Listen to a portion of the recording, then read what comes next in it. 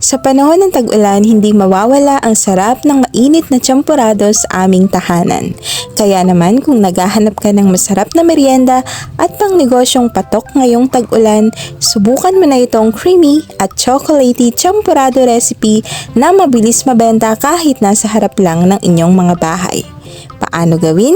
Ganito lang yan. Sa isang kasirola, maglagay ng 1/2 kilo malagkit na bigas at hugasan ito ng 2 beses.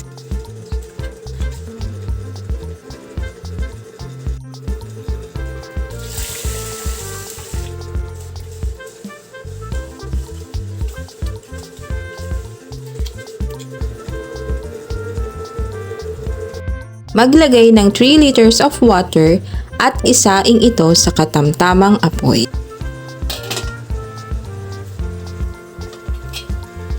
At kapag kumukulo na, halu-haluin lamang ito at hayaang maluto hanggang lumapot.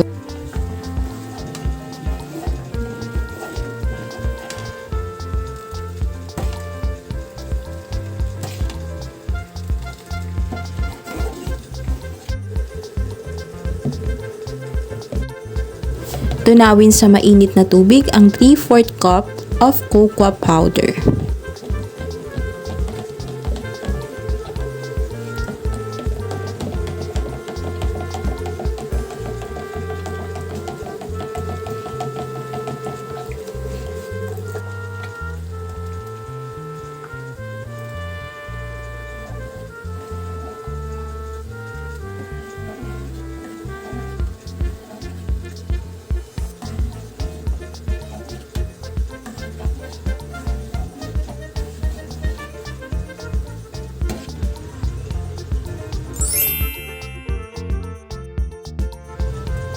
At para mas maging special ang ating champorado recipe, gagamit tayo ng 380 grams na Marie kondensada na siyang magbibigay ng creamy taste at sweetness.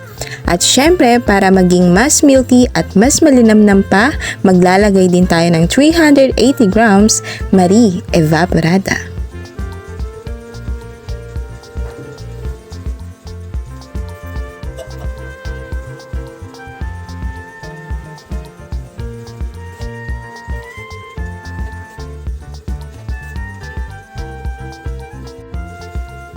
Maaaring magdagdag ng asukal, depende sa inyong panlasa.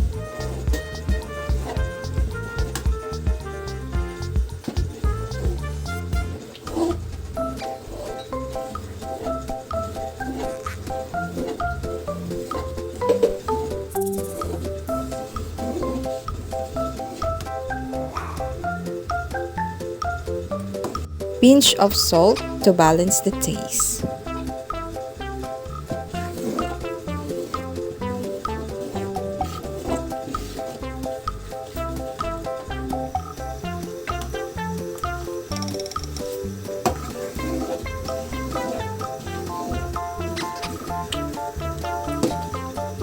At pwede nang ma-enjoy ang ating creamy at chocolatey champorado pang negosyo recipe. Kaya naman kung naghahanap kayo ng pang negosyo recipe na siguradong papatok ngayong tag-ulan, try nyo na itong champorado recipe. At para naman sa pricing, pwede nyo po itong ibenta ng 15 pesos per cups. Pero depende pa rin po ito sa inyo kung magkano ang nagastos nyo sa ingredients na nagamit. Dahil iba-iba naman po ang price sa bawat market na pagbibilhan. So, maaari po kayong mag-adjust sa prices sa kung magkano po ang nagastos nyo sa recipe na ito. At para sa iba pang mga masasarap at kakaibang recipes, huwag kalimutang i-like, i-share at mag-subscribe sa ating YouTube channel at mag-follow sa ating Facebook page. See you po on our next delightful recipes!